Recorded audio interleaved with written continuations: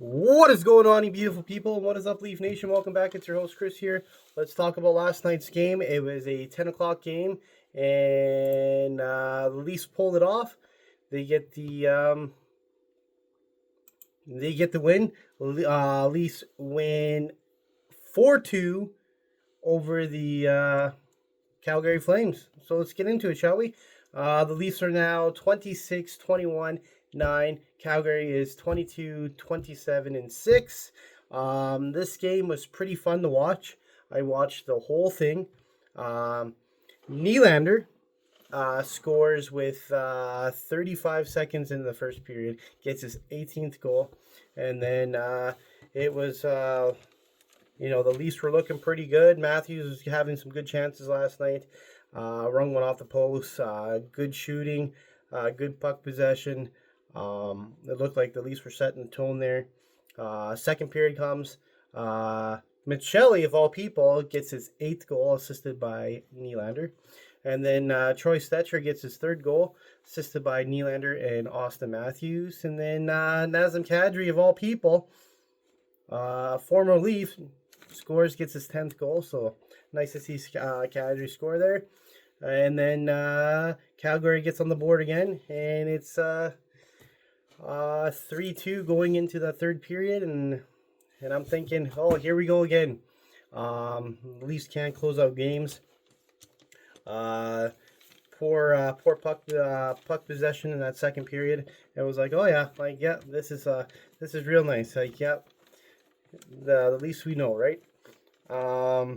Scott Laughton on the only power play that the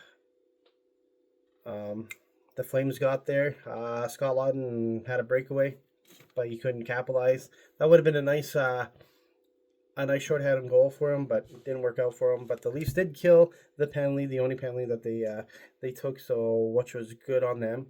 Third period, Bobby McMann gets his 18th goal, and it was an empty netter, but that was a crazy third period because that puck was bouncing all over the place. There was one where Joseph Woll was out of the net. He was behind his net. The puck somehow bounced off the glass, went in front. He dove. He swatted out, and there was a Calgary Flame guy right there, and just pure luck on on Joseph Woll.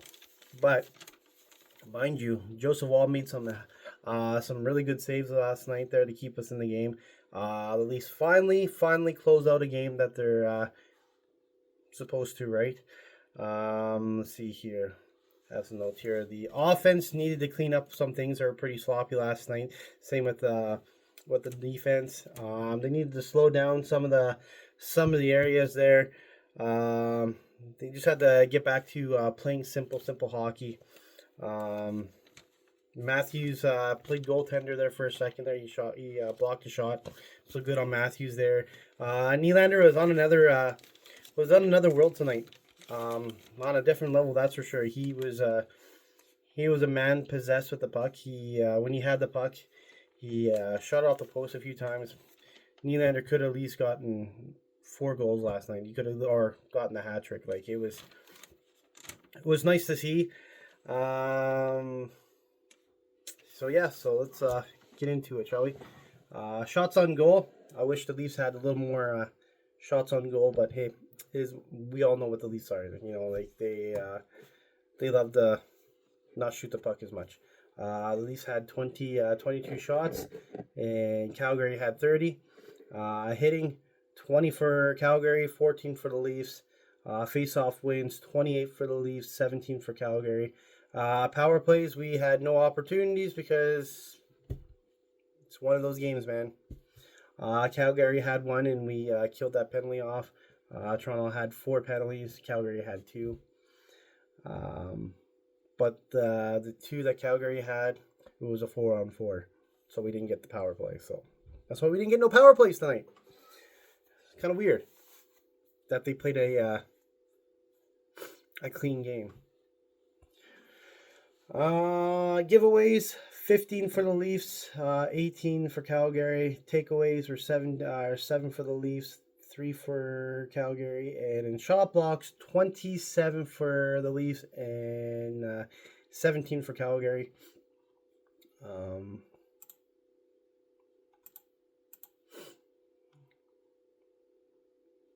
Let's see here. So we had Simon Benoit. He had 2 shots last night. He had 3 hits, 4 blocks. He played 18 minutes last night. Brendan Carlo had a better game. He did help out the goaltender a couple times in that third period.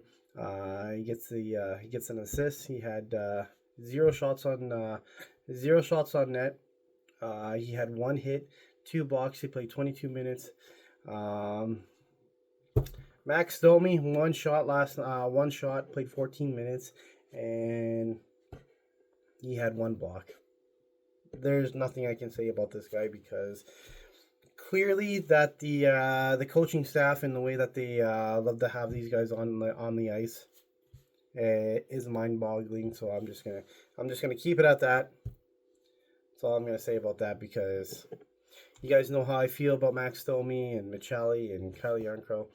I'm done talking about it until it actually happens. We're stuck with these guys. OEL got a shot on goal.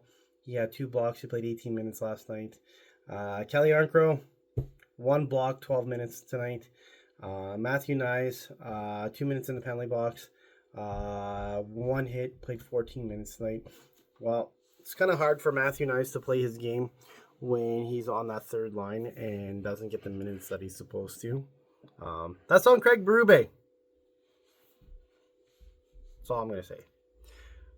Scotty Laughton gets an assist last night. He had 2 shots, 1 hit. He played 14 minutes.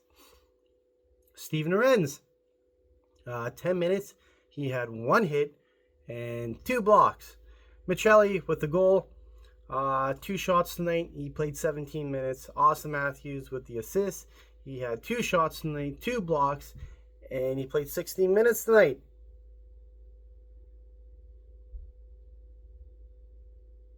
That's okay, right?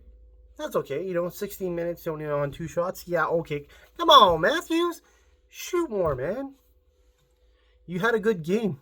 You had a good defensive game. Let's say it. We'll keep it at that. A good defensive game. Now you just have to shoot the puck more. But we got the win. That's all that matters. Jake McCabe, 1 hit, 5 blocks. He played 23 minutes. Holy moly.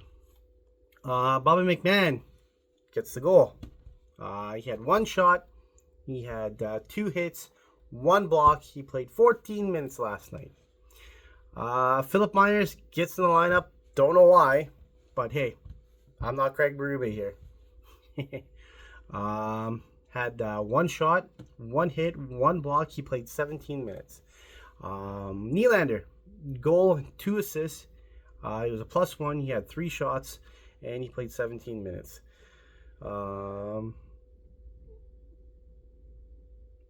Nick Robertson, 1 shot, 1 hit, played 12 minutes.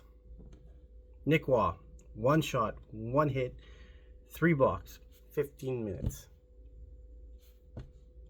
Troy Stecher with the goal. He had 4 shots, 3 blocks. He played 20 minutes. And then Johnny Toronto, 1 assist, 1 shot, 1 hit, 16 minutes last night. Joseph Waugh allowed 2 goals in. Saves were 28. Shots against him 30. Save percentage was a 933. He played the full 60 minutes. Like I said, if it wasn't for Joseph Waugh, this game could have went the other way. Not gonna lie. But thank God Joseph Waugh stood on his head and we closed out the game and got the win. Face-off wins. Max Domi had 3 opportunities, did nothing with them. Lost all 3. Calle Jarnkrok, 1 opportunity, could not win his one. Scott Laughton went 3 for 3, 50%. Austin Matthews went 9 for 2, 81%.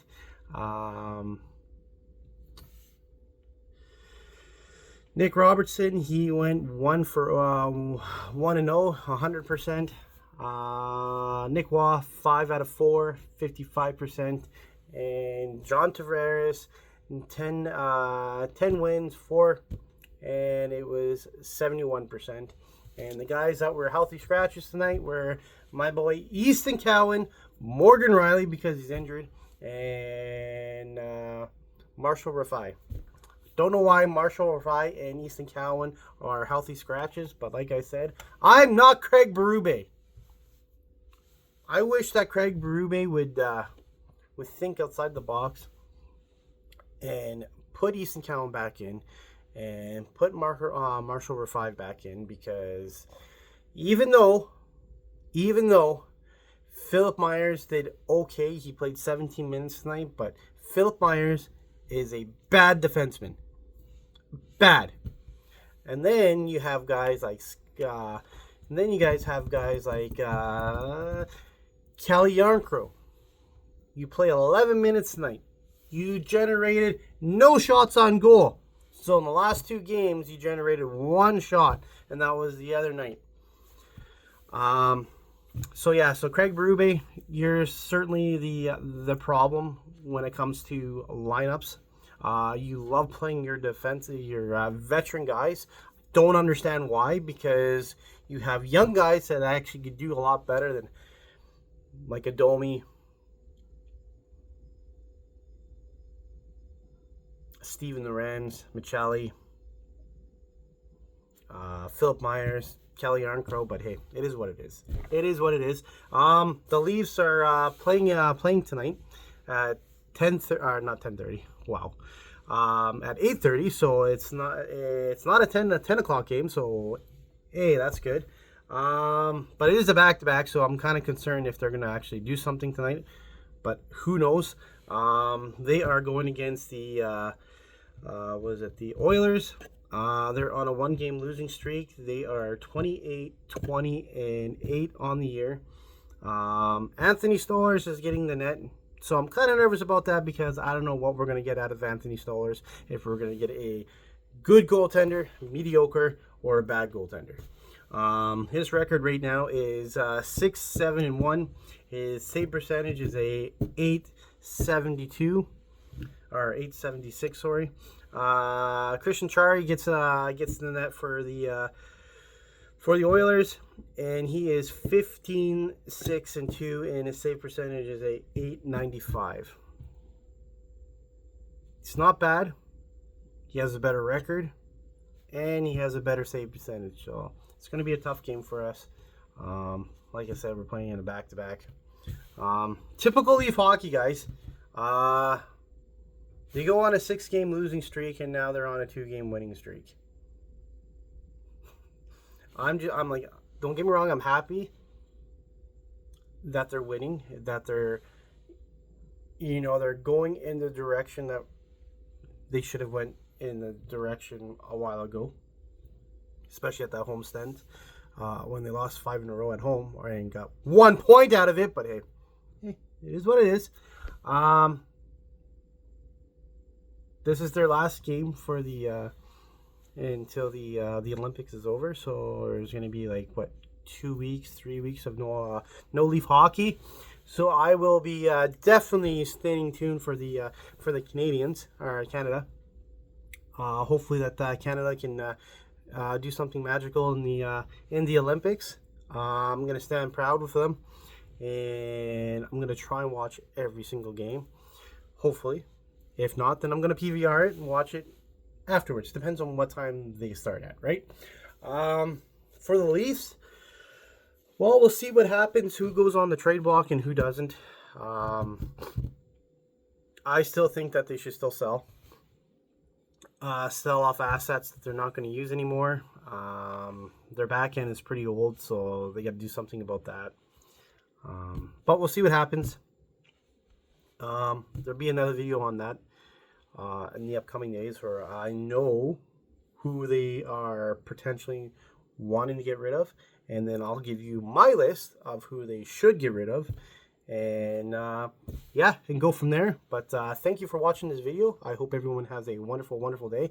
Go Leafs, go, and I will catch you guys in the next one. And so far, this has been a roller coaster ride for the Leafs this year.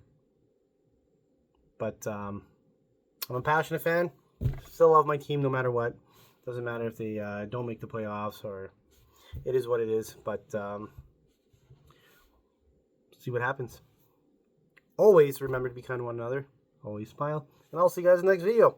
Go Leafs, go!